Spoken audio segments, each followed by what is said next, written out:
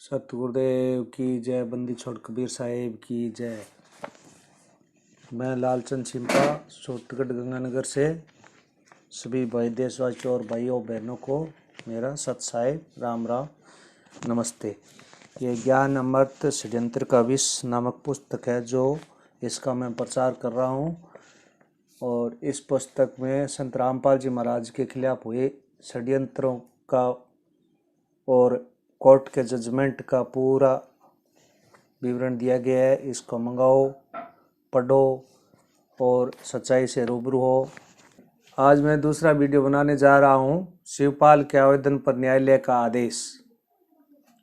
शिवपाल जो शर्तक मृता का पति है के आवेदन पर न्यायालय ने दिनांक 11/2/2016 को आदेश पारित किया कि संत रामपाल जी का अनुयायी है और संत रामपाल जी के अन्यायियों को बचाने और पुलिस प्रशासन को अपनी पत्नी सरिता एवं अन्य मृतकों को हत्या के केस में फंसाने की मंशा से यह आवेदन दाखिल किए है कि जो बेबुनियाद है और उनके आवेदन विचार करने के योग्य नहीं है। इसलिए न्यायालय ने इनके आवेदन को खारिज कर दिया।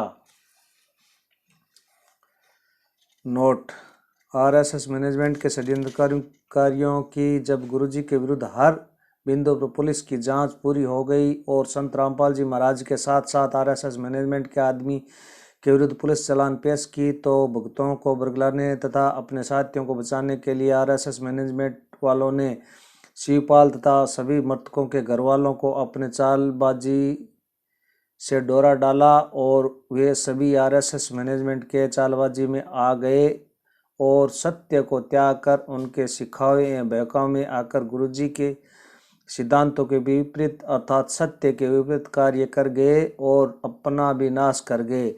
इनको सीबीआई जांच के लिए पुलिस द्वारा चालान पेश करने से पूर्व ही आवाज़ उठाना चाहिए था, मगर उन्होंने पहले नहीं उठाया और गुरुजी को बचाने के नाम पर आरएसएस मैनेजमेंट के दगाबाजी चाल में आ गए।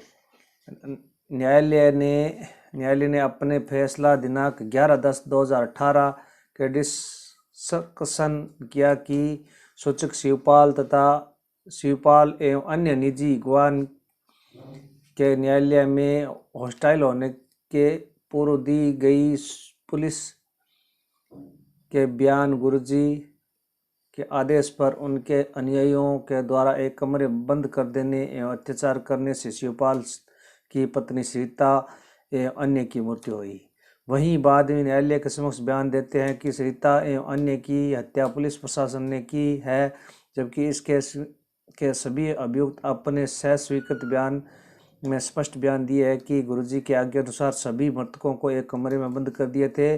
फिर शिवपाल एवं अन्य 10 गवाह द्वारा अपना बयान उलटकर ये कहना कि पुलिस ने हत्या की है बिल्कुल झूठ एवं गलत तथा असत्य से परे प्रतीत होता है, क्योंकि शिवपाल एवं अन्य गवाह ने इस बिंदु पर सहमत है कि मृतक की मृत्यु एक कमरा में हुई तथा अभियुक्त का कहना है कि कथन है कि कमरे में बंद कर दिए थे तथा अभियुक्त द्वारा घटनास्थल कमरा का पुलिस के समक्ष डिमार्केट कराना अर्थात घटनास्थल को बताया जाना, उसे दिखाया जाना अपने स्वीकृत बयान में छुपाए हुए लाठी डंडा जिसका प्रयोग घटना कारित करने में किया गया है उसे पुलिस के समक्ष बरामदगी कराया जाना यह साबित कर देता है कि सभी मृतकों की हत्या आश्रम के अंदर हुई।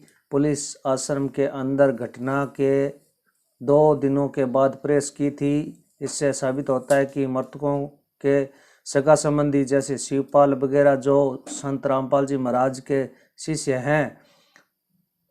हैं संत एवं अन्य अभियुक्तों को बचाने के लिए न्यायालय के समक्ष झूठी गवाही दिए है, न्यायालय को न्याय तक पहुंचने में सहयोग न करके गुमराह किए है। इसलिए वे सभी गवाह को निजी गवाह है जैसे शिवपाल, बिंदर कौर, जर्नैल सिंह, संदीप, पवन, सतपाल, देवेंद्र सिंह, महेश सिंह, विपिन उक्त सभी ने न्यायालय में झूठी गवाही देकर कोर्ट को गुमराह करने का दोषी है और इस पर केस दर्ज किया जाना आवश्यक है। न्यायालय ने सभी के विरुद्ध धारा 193 भारतीय दंड विधान के तहत मुख्य न्यायिक मजिस्ट्रेट ने न्यायालय में केस दर्ज होना का आदेश दिया। उपरोक्त इन सभी लोगों पर झूठी गवाही देने का आज भी केस चल रहा है और ये सारे केस यूपीएससी पर जाते हैं।